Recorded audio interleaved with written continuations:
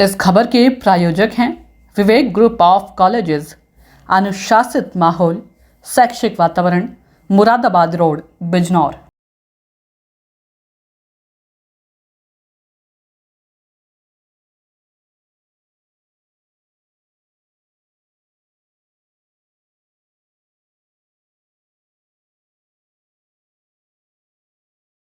तेज कर दिए हैं। रात भर किए गए हमलों में 32 मिसाइलें दागी गई। हमले में 4 बिजली संयंत्र क्षतिग्रस्त हो गए।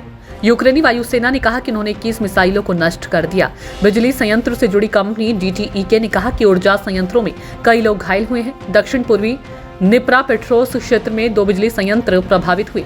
पश्चिमी लवीव और इवानो फ्रैंकिव्स्क क्षेत्रों से भी हमलों की सूचना है। यूक्रेन के दूसरे सबसे बड़े शहर खार्किव में मिसाइल हमले में एक मनोरोग अस्पताल क्षतिग्रस्त हो गया और एक व्यक्ति घायल हो गया। घटनास्थल की तस्वीरों में अस्पताल के पास एक बड़ा गड्ढा और गलियारों में शरण लेते मरीज दिखाई दे रहे हैं। क्षेत्रीय गवर्नर ओलेह सिनियुखोव ने कहा कि 53 वर्षीय एक महिला को चोट लगी है। इस बीच यूक्रेन ने रूस पर ड्रोन से हमला बोला। रूस ने कहा कि उसकी वायु रक्षा प्रणाली ने दक्षिणी क्रास्नोडार क्षेत्र में 60 से अधिक ड्रोनों को रोका है। क्रास्नोडार क्षेत्र के गवर्नर वेन्यामिन कोंद्रतयेव ने कहा कि यूक्रेनी बलों ने एक तेल रिफाइनरी और बुनियादी सुविधाओं को निशाना बनाया, लेकिन कोई हताहत या गंभीर क्षति नहीं हुई है।